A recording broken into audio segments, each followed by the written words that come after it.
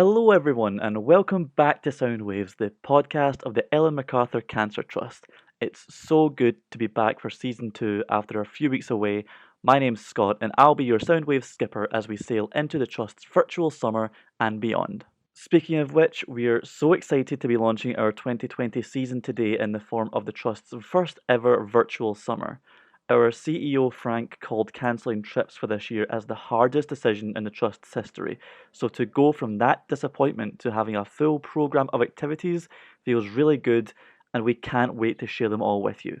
Please do check out the What's On section of our website for everything you need to know, but very briefly, we are continuing with bigger and better Trust Tuesday Hangouts. We have your favourite skippers all sharing how-to videos every week. We have careers in mental health drop-in sessions. There's a pen pal network for under 18s and a book club for overs. And there's even a coffee morning for parents so they can meet the Trust team. This week on Soundwaves, we are talking to CEO Frank Fletcher about how all this came together and how essential young people and volunteers were in the creation of the virtual summer. We are talking to Krissi Cartwright Riley, who is a member of the Trust's youth board, and we're talking to Ellie Mae and her mum Nikki. Ellie Mae is 12 years old. She's been on 4 trips with the Trust and has been a familiar face across Trust Tuesday Hangouts. Frank, the last few months have felt up and down in so many ways. The launch of our virtual summer is absolutely an up. Can you tell me where the idea for a programme of activities originated? Hey Scott, can I just probably start to say how great it is that this is series 2 of the podcast and how much we loved series 1, and just to thank you actually, because I know how much work you've put into it, and yeah, it's your baby and it's great, so thank you. So there's been a few downs in the last few months, but there have been some great ups. So when we decided not to run trips, we knew we wanted to continue to support young people, and we've worked really hard to make that happen. So immediately we put some immediate social hangouts, some online stuff in, and then obviously we wanted to do something more longer term. So most importantly, we went out to young people. We did a survey to find out from young people what they wanted and what they were going to miss from the trips.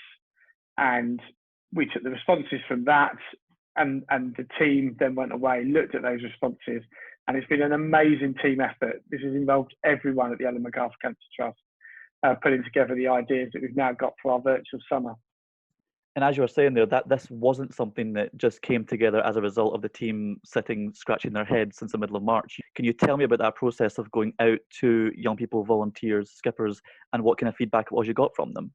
Yeah, so we did a survey monkey that went out to all the young people who were due to come on a trip this year, went out to parents, went out to some of the partnership organisations we work with, went out to hospitals that we work with.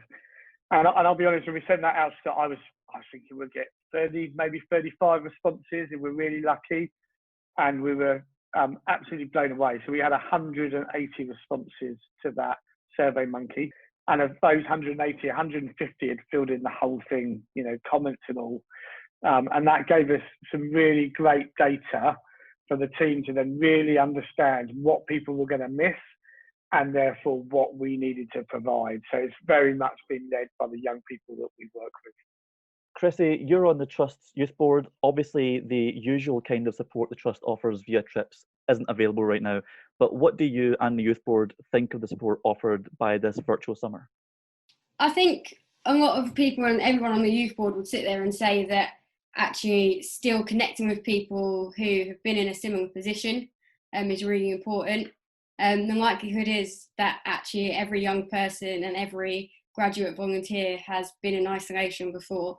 So we're probably masters in this, but it's a bit different when everyone's in it and sort of everyone's in that same situation.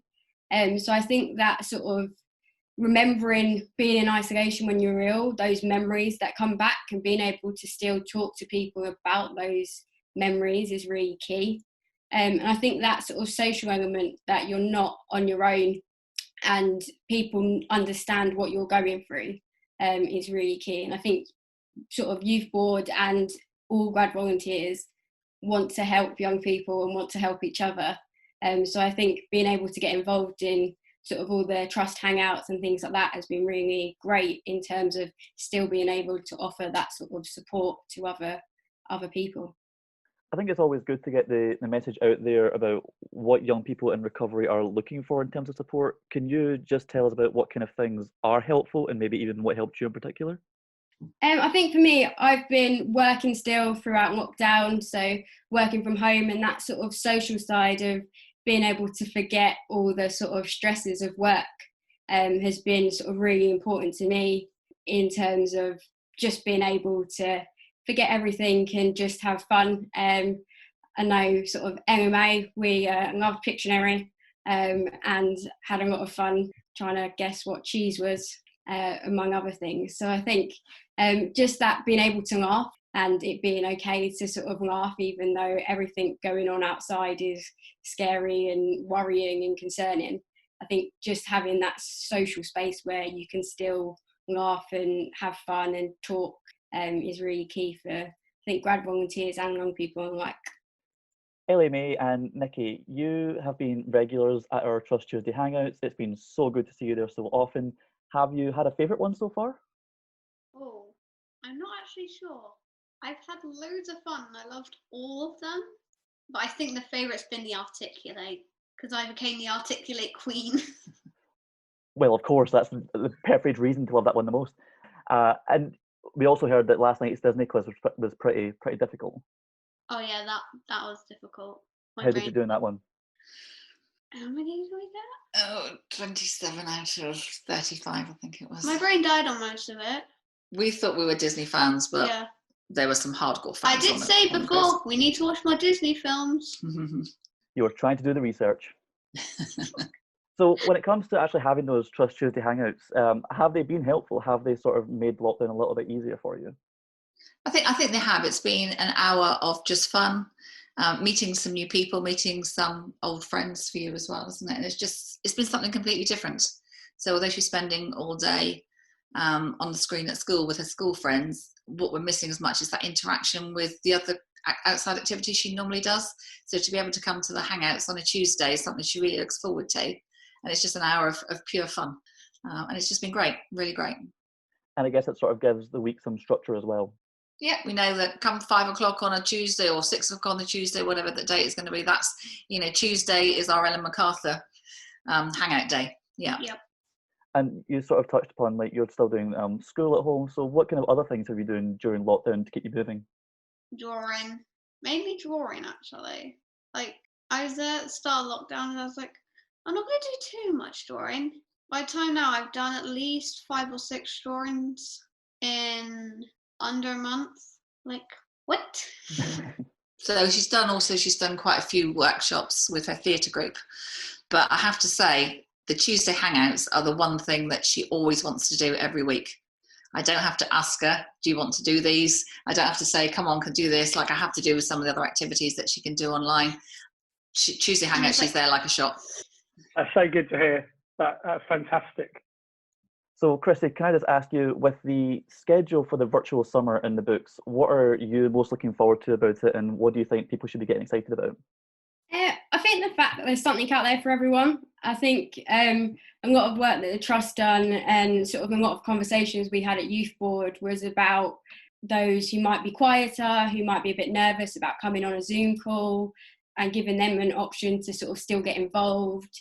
And I think the fact that there's something out there for everyone, a sort of pen pal thing for under 18s, and sort of book club for those sort of over 18s who maybe coming on Zoom's a bit scary. I promise we're not scary. We're just all a bit crazy. But I think that sort of idea that there's something out there for everyone, and there's the serious side, there's the fun side, there's the learning side. I think all that makes it so inclusive and so sort of available for everyone. I think, Frank, it's a good idea to change our slogan to "We're not scary, just a bit crazy." Yeah, maybe. Yeah, I think you're right.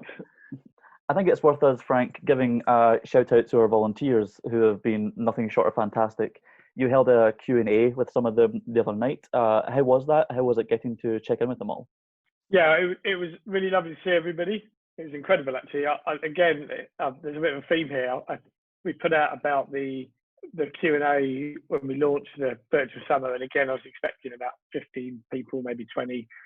And we had, I think, about 70 volunteers on a Q&A, and it was really good to see everyone. Actually, it really brought home what we're missing though, because the volunteers, it's such a little family, and seeing everyone online in their little boxes on Zoom was really lovely, and also a little bit like, oh, I want to be in the same place. It was good. It was good to chat through with everyone. It was good to hear all the questions that people had.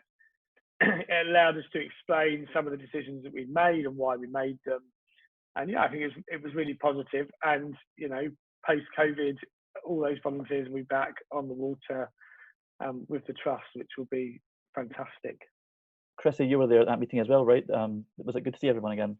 Oh, it was so good to see everyone and just sort of see how involved all the other volunteers were. We had group chats going off like nobody's business on sort of Messenger and WhatsApp and things like that, just with sort of everyone's faces sort of catching up and things like that. So it was really sort of fun to see everyone, and also to sort of see all the help that all volunteers were willing to offer, and all the ideas that they were coming up with and things like that. I think as part of it, it's always great to see sort of the family come together in terms of what we're doing and the support we can offer each other and help we can offer each other. So we always end episodes of Sound Waves the same way we end trips, which is by playing best bit, worst bit, and funniest bit. Ellie Mae, do you have a best bit from the trips you've been on you could share with us? Meeting different people and all the water fights when people tried to get me, but I'm just too small. I'm like the hardest target because I keep moving from side to side, and I'm just like really small and hard to hit in general. You're the articulate queen and the water fight queen. Yep. Krissi, do you have a funniest bit you could share with us? Oh, there's been so many over the years. I think I'm with Ellie Mae on water fights are always fun. I think though my best part was when we managed to get Frank at Bradwell. We had a whole plan sorted out where we stole his phone so his phone didn't get wet, and then chucked a bucket over his head. Yeah, great fun. Happy days. I did worst bit last time, Scott. I don't want to do worst bit twice. I was going to say, I've asked you for worst bit before. We had that episode as well about the hardest decision in the trust history. I can't ask you to go through that again. So can you give us a funniest bit or a best bit? I always find that best and funniest are really hard because it's been almost 15, in fact it has been 15 years, it's 15 years in November that I've been at the trust. But I think I have a best bit that's quite relevant to now, which is the best bit, and actually this links to a thanks actually. So seeing how the team at the trust have worked over the last 100 days has been amazing, and I think this is a great opportunity to thank them, because we literally went from a Monday night where we said let's all go and work from home now because that's what we need to do, and everyone has pulled together so well, and I am so proud of everybody at the trust.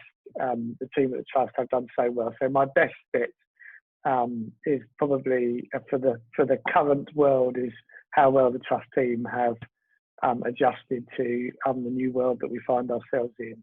And virtual summer is part of that, and I'm so, it's great that everyone was involved in virtual summer. And just while I'm on thank yous, I do want to thank the youth board, because it's been great to be able to bounce ideas off them. They've had some great input in all of this, and it's been really useful. And we have a fantastic youth board. And just while I'm on thank yous of boards, I just want to thank the board of trustees. It's not been an easy time to be a trustee of a charity, and they've been incredibly supportive, and they've also been quite challenging where they need to be challenging over the last 3 months, and it's worked really well. So my best bit is actually how well the trust team, the board of trustees and the youth board have worked over the last 3 months. But I can't wait to be back post-COVID so we can have best bits that involve water fights and things that best bits normally involve. Can Ellie Mae add a worst bit that she's thought of? Ellie Mae can add a worst bit, yeah, for sure. My worst bit is probably coming home and that there's no trips this year. I think that's all of our worst bits. Sorry. Frank, it wasn't you didn't cause COVID. No, I Frank. know, but Typical I Frank. know, but Very typical Frank. yeah, I know. I'm sorry, A virtual but we summer. will be back. We will be back. That's the most important thing. It gives you a year to practice on those water fight skills. Can I just say that from our perspective, the trip really is the highlight of Ellie Mae's year, without a doubt. Thank It's you. the most fantastic thing that she's been on 4 trips now. It's the most fantastic thing that she experiences every year. You know, we build up to it all year. There's a massive looking forward to it and you know, kind of building up to the trip. And of course, you know, a big disappointment this year that it's not running for reasons that everyone understands. But just to say a massive thank you for all the trips she's been on so far, and fingers crossed, should we 2021. There you have it, 2021. But while the world is still a little strange with all that's happening, we hope you enjoy our virtual summer. Coming up this week, we've got a game of Articulate, hosted by the ever wonderful volunteer Wen, happening on Tuesday the 7th of July. And on Thursday, look out for Skipper Hugh delivering a session on knot tying on our YouTube channel. So do subscribe so you never miss any of our videos. All that's left is to thank Frank, Krissi, Ellie Mae, and Nikki for joining us. Thank you for listening in, and we have to thank the players of People's Postcode Lottery for all the support they give the Trust. It's because of supporters like them that we are able to put something like our virtual summer together and be there for young people when they need support, now more than ever. So a big thanks to them, and again to you for joining us for Season 2, and we'll do it all over again this time next week.